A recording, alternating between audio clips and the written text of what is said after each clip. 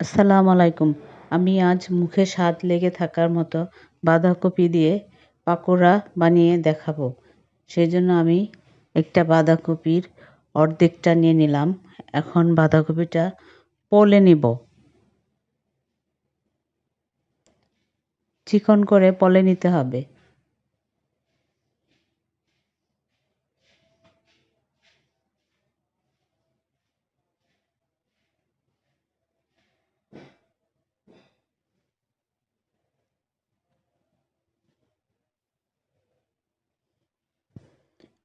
পলে নিয়েছি। এখন চুলায় কড়াই বসিয়ে বাঁধাকপিটা ভাপ দিয়ে নিব।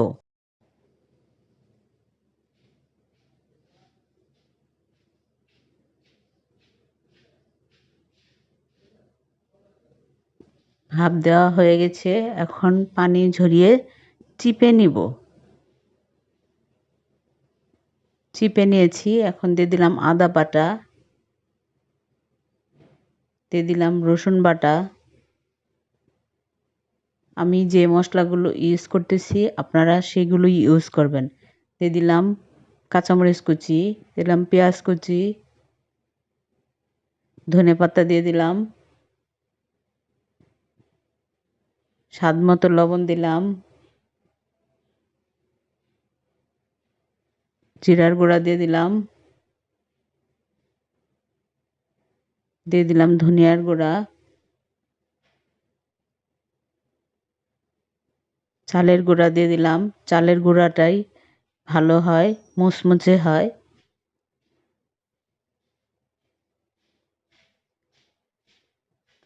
ভালো করে মাখিয়ে নিব। মনে হচ্ছে কম হয়েছে, আর একটু দিয়ে দিলাম। মাখানো হয়ে গেছে। এখন চুলায় কড়াই বসিয়ে তেল দিয়ে দেব।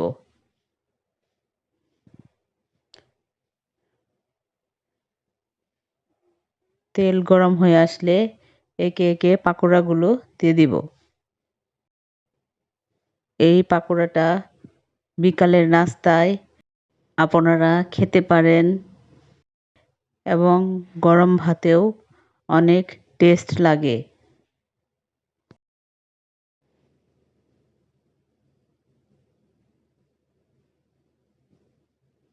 হয়ে গেছে, একপাশে উল্টিয়ে নিব।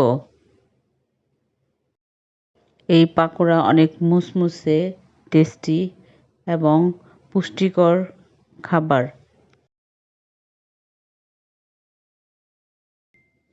হয়ে গেছে আমার পাকোড়া।